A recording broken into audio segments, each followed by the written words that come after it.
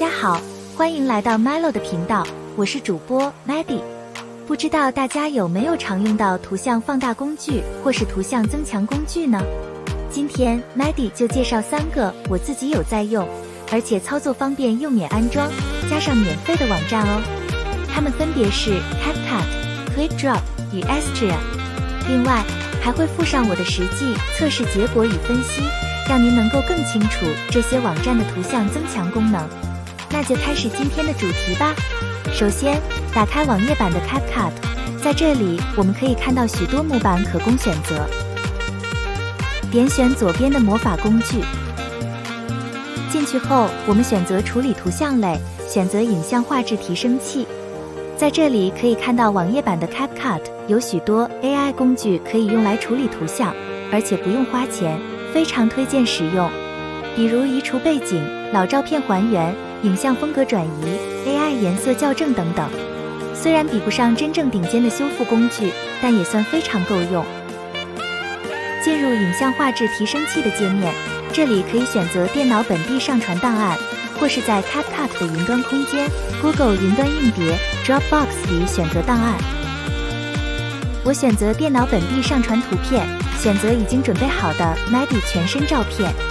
这张照片是392×720的尺寸。右边是选择要提升的解析度，有4个提升选项可供选择。我选择 720P 的解析度选项，按提升画质。图片出来后，可以点选右上方的查看原始内容，可以比较原图与提升解析度之后的差异。整体而言， CapCut 的影像画质提升器无法修复原图在结构比例失衡与色彩搭配失调上的错误，只能处理模糊失真的问题，而且成效相当有限。第二个是 QuickDrop 网站，如果担心英文界面看不懂，一样可以右键 Google 翻译，不过我不建议在 QuickDrop 上使用，因为非英文语言容易使网站运行出错。可以点击上方的 Tools 选项，或是在首页下方看到各式 AI 工具，比如 Swap 换脸、Generative Fill 生成填充，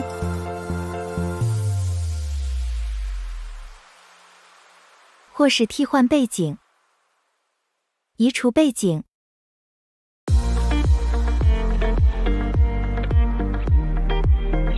以及这次要介绍的影像提升器。进入影像提升器的界面，目前最多可以一次上传10张图像，免费用户只能选择 Smooth 模式，而且最多只能放大2倍解析度。我们可以看看官方对影像提升器提供的范例，可以看到在消除压缩、去噪、对话等方面能够提升影像的解析度。接着来试试这项工具的实际效果，点击上传同一张 Maddie 的全身照片，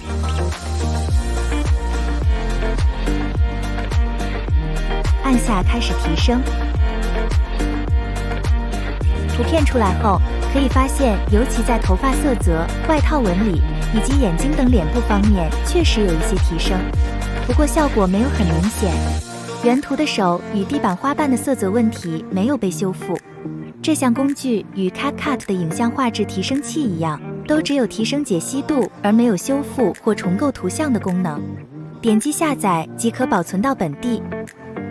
第3个则是 Astrea 网站，该网站就能使用 Google 翻译，而且不用担心不同语言会阻碍网站运行。右键选择 Google 翻译。Astrea 网站的功能很多，包括图像的高品质微调，还有文字生成影片的功能，以及提供 API 的服务。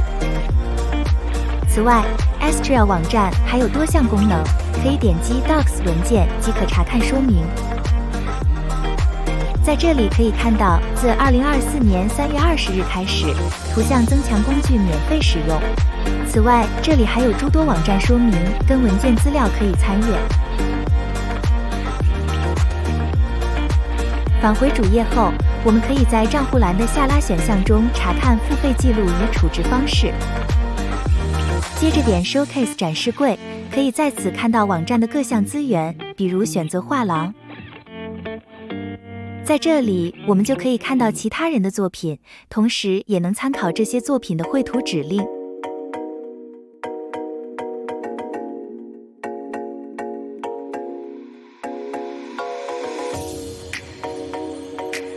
接着点 Generate， 这是 Astrea 网站中最常用到的界面，负责生成作品。第一栏是输入 Prompt 指令，下面是负面指令，还有选择使用的模型。点开 Advanced 和 ControlNet 的选项，可以看到更多调整参数，比如图生图的功能。这里其实就像 Stable Diffusion 的界面，包含文生图、图生图与 ControlNet 插件。下面还有图像的超解析度、超解析度细节、修复脸部、人脸校正以及换脸等功能。不过必须说明的是，如果使用 Generate 来生图是需要收费的。接着点击 Upscale 来到图像增强的页面。在这里，我们可以看到许多图像增强的范例。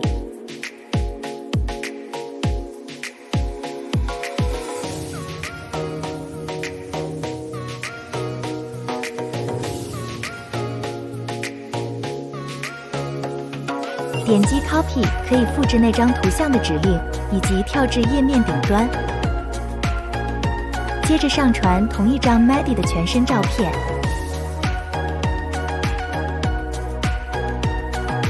左下可以选择图像增强要套用的模型。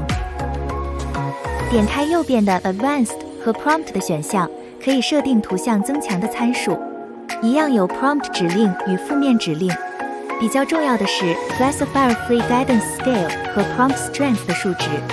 如果不知道如何设定，可以 copy 其他图像的增强数值做参考。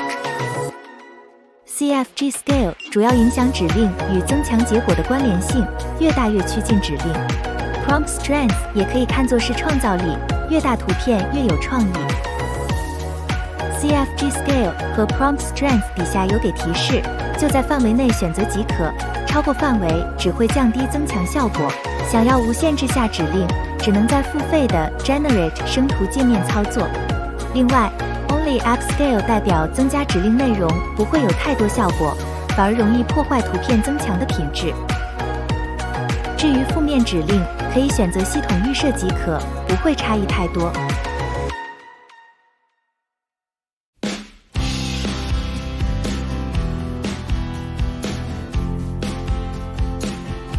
接着是选择模型，这里有个不方便的地方，就是无法直接搜索模型的名称，必须点开下拉式选项，一个个慢慢找，所以必须提前记住常用模型的大概位置。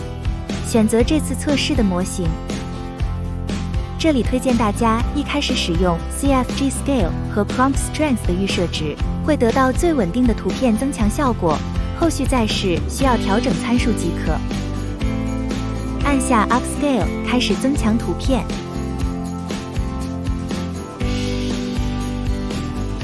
我们可以在下方找到正在增强的图片，以及其他人增强的图片，只需稍作等待即可得到增强的结果。图片出来后，可以看出增强后的图片在人物整体上有更丰富的细节，景深的效果则维持不变而没有严重失焦。更重要的是能够根据模型替换风格。如果不满意的话，可以点击图片旁边右下方的3点符号选择删除。如果满意的话，可以直接点图片右键下载到本地电脑。另外，也可以在 Generate 页面查看增强后的图片，点击 Generate。进入 Generate 页面后，可以在下方找到刚才增强的图片，而且还会详细显示该图片的各项参数。这里要说明的是，免费的图片增强功能已经将许多参数的调整空间锁死，比如 Steps 固定成16 ，Scheduler 只能是 Euler A。接着在右上方这里还有一些功能，比如下载图片、复制指令、发布到 Feed 以及删除图片的选项。另外，也可以直接点击图片右键下载保存。接着分析不同参数设置对图片增强效果的影响。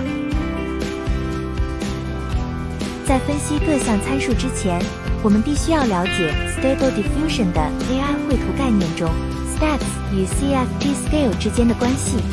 通常文生图模式 CFG Scale 建议在7至20之间，常规预设都是7或7.5。至于 Stacks 则是20至50，通常会取预设值25至30，对硬体的负担较小，而且出图品质也较有保证。当然，如果硬体性能够好，也是可以直接拉到50，通常更高的 Stacks 对于细节的渲染也越好。然而，当 Stacks 很低，但是 CFG Scale 却设置太高时，则容易出现过度饱和、色彩夸张的图像。反之，如果 CFG Scale 与 Stacks 都很低，则容易出现饱和度过低、品质很差的图像。至于 CFG Scale 与 Stacks 都很高时，也能渲染很华丽的图像，但却很吃硬体性能，所以通常会选择不偏离预设值太多的参数来生图。有了这些概念以后，在前面的介绍中，我们已经知道 Astrea 网站的图像增强其实就是利用 Stable Diffusion 的生图模式，只是将 Stacks 固定成16，加上其他参数不能自由调整。因此，我们可以来对比一下，在相同的模型中，不同参数设置导致图像增强结果的差异。以下我们将原图置于左边，然后依序放上测试不同参数后的结果。同时，这些测试图会标上序号，方便各位记住它的顺序与参数设置。首先是 CFG Scale 设置1和 Prompt Strength 设置 0.2 的结果。可以很清楚看到整体图像与原图差异不大，甚至连风格都没有变化太多。这是因为 Prompt Strength 设置 0.2 会大幅比照原图，而 CFG Scale 设置1则会大幅降低图像增强指令的影响效果，反映在结果上就是画面粗糙、模糊以及结构失真的问题。但即使如此，图1的增强效果也不比 CapCut、ClipDrop 的图像增强工具逊色多少。其次是 CFG Scale 设置1和 Prompt Strength 设置 0.5 的结果。可以看出图2的画面虽然也很粗糙，但是因为给比较多的创意程度，所以 AI 会自行修复一些配色跟结构的问题，使整体图片更自然，细节与立体感也更好。但是必须注意，提高 Prompt Strength 也会让 AI 乱加细节的比例增高，比如左脚鞋子与脚踝相接处就有明显问题。接着是 CFG Scale 设置3和 Prompt Strength 设置 0.5 的结果。很明显，图3的品质就高于之前的图2很多，不但细节与光影更丰富，甚至旁边的树枝都有一定的立体感。不过 AI 乱加细节的情况还是很明显，可以发现左脚鞋子与脚踝相接处还是有一些缺失，两只鞋子的颜色也不正确，手的结构也仍有问题。再来是套用图像增强的预设值 CFG Scale 设置4和 Prompt Strength 设置 0.35 的结果。虽然与之前的图3相比，细节跟光影没有这么丰富，但是整张图看起来很和谐，人物的表情也很自然。鞋子跟手虽然没有很清晰，但整体结构跟色彩没有太大问题。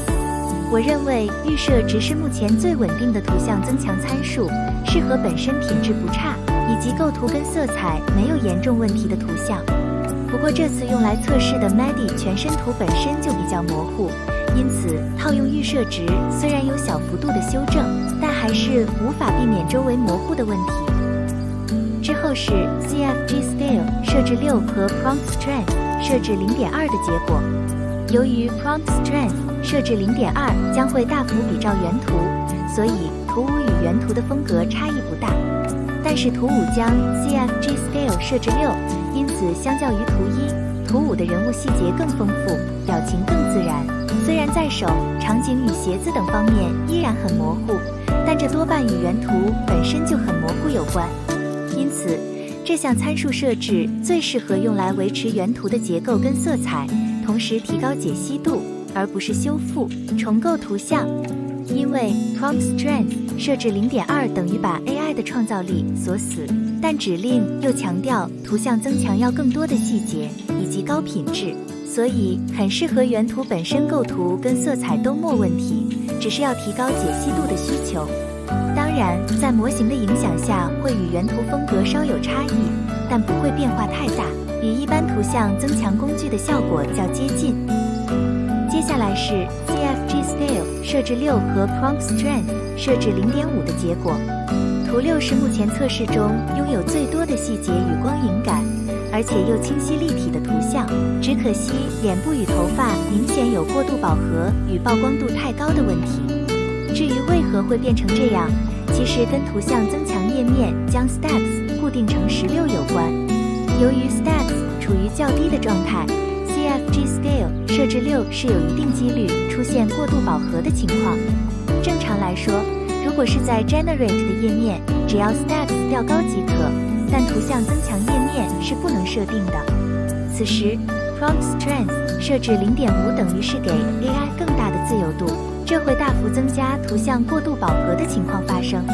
当然，前面的图5将 CFG Scale 设置6却没有发生过度饱和的问题，主要是 Prompt Strength 压低的缘故，使图像增强必须参考原图一定的比例，两个参数相互影响下使这种情况没有发生。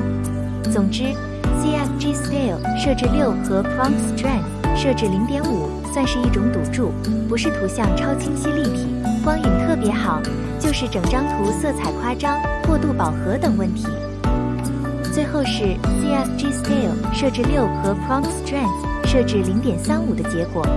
可以看出，图7与图4几乎没有太大的差异，只是在妆感、头发、肌肉线条、鞋子细节以及光影等很细微的地方稍作提升，光线也稍微明亮一些。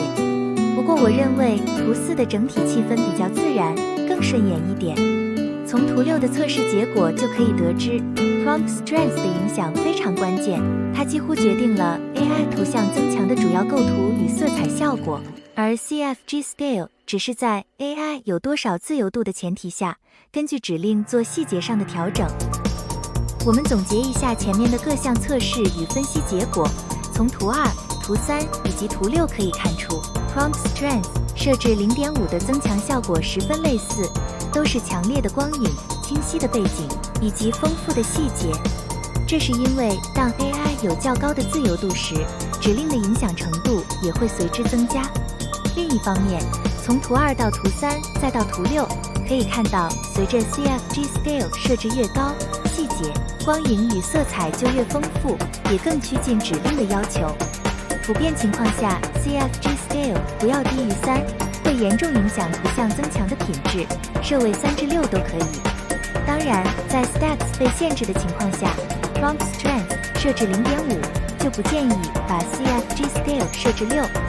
可以看看图8、图9跟图10，将 CFG Scale 设置5以下都有不错的效果。只是目前测试起来， Prompt Strength 只要超过0.35都无法避免 AI 乱添加细节的问题，导致图像某些地方结构错误。因此，不建议 Prompt Strength 设置超过0.35，在0.2至0.35之间构图都没有太大问题，效果也比较稳定。不过经过多次测试， Prompt Strength 设置0.4其实也可以得到很好的图像，只是比起0.35、0.4的稳定性较差。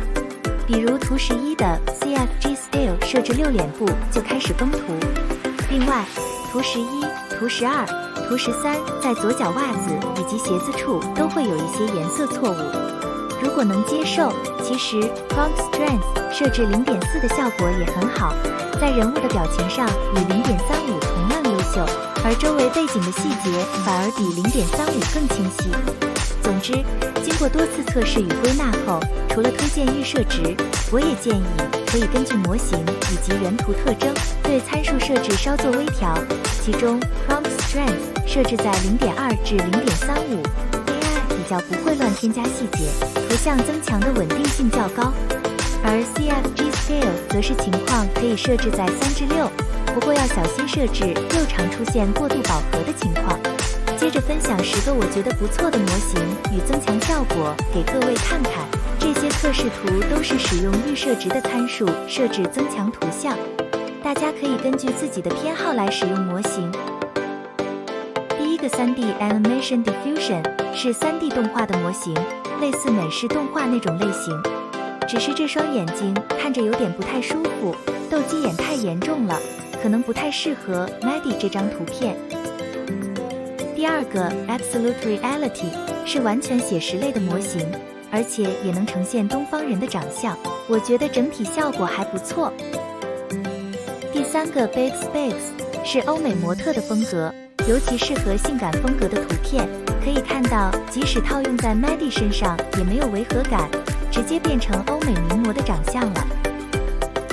第四个 Cute Cartoon Illustration 是可爱的卡通插画风格，可以看到整个场景的画风也变了，只是脸部表情看起来还是有点奇怪。第五个 Cyber Realistic 也是写实类的模型，看起来比较偏向欧美式的长相，不过相较之下，我觉得第二个模型 Absolute Reality 的东方人五官比较适合 Maddie 这张图片。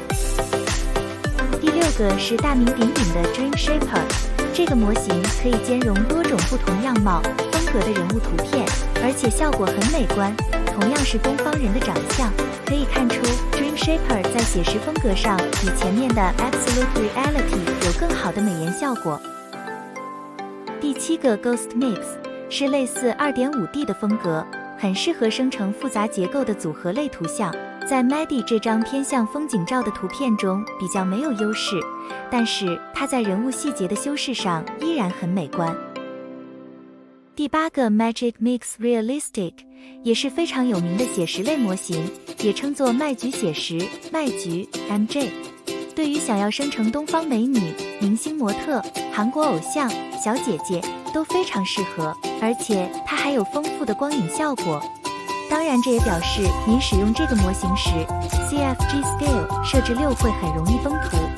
另外，这个模型生成男性人物或是西方人物的效果也比较受限。第9个 Mana Mix 在2D 风格的模型中非常有名，效果也很突出。可以看到整张图的细节很丰富，与 Ghost Mix 类似，不过在人物上 Ghost Mix 就更偏写实。第10个就是这次测试参数用到的 XX Mix 9 Realistic， 这个模型也是写实类，不过它的风格比较唯美，肤色也比较柔顺光滑，可能介于 3D 和 2.5D 之间。其实它的构图与 Magic Mix Realistic 是比较接近的，不过光影感更柔和，也带有2.5D 插画的空灵美感。以上就是我觉得不错的10个模型。如果您觉得这些模型都不适合您想要增强的图片 ，Astrea 网站里还有非常多的模型可供选择。这里补充一下，通常较新且较多人使用的模型会排在前面，除非您有特定偏好某个模型，不然前面几种就已经非常够用。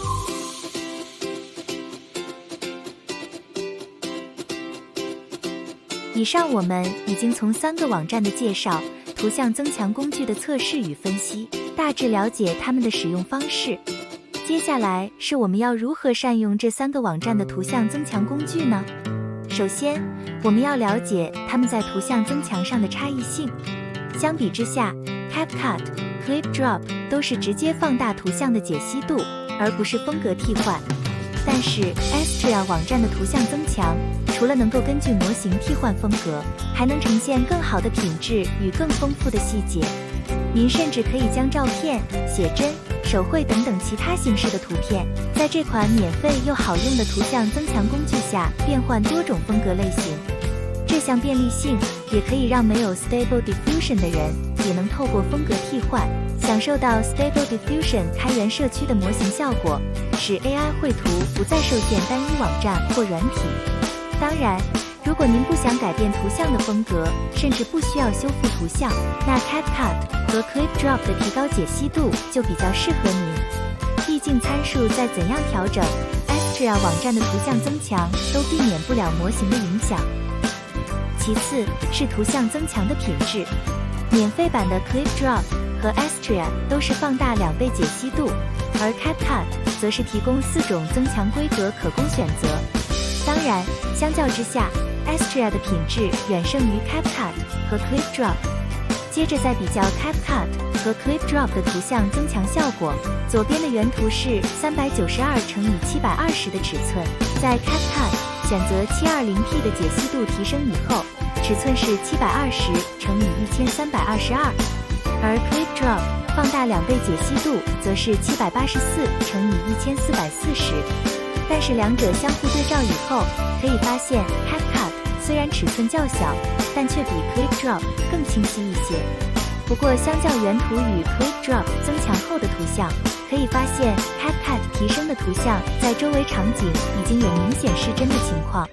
至于 ClipDrop 虽然没有结构失真的问题，但画面模糊、粗糙，两者的增强效果各有优缺点。不过 CapCut 还有一项优势，是它提供的4种增强规格正好是社群媒体的解析度尺寸，在方便使用跟编辑的情况下， CapCut 具有比 Astria 和 ClipDrop 更高的便利性。最后是网站的定位， CapCut 主打图像编辑跟影片剪辑，网页版的其他工具都免费开放使用，彼此也能互通。就图像编辑这块，即使图像增强工具的品质较差，也能透过其他修复工具加强图片的解析度、照明、色彩等等，也能用其他工具替换风格，重点还是都免费无次数限制。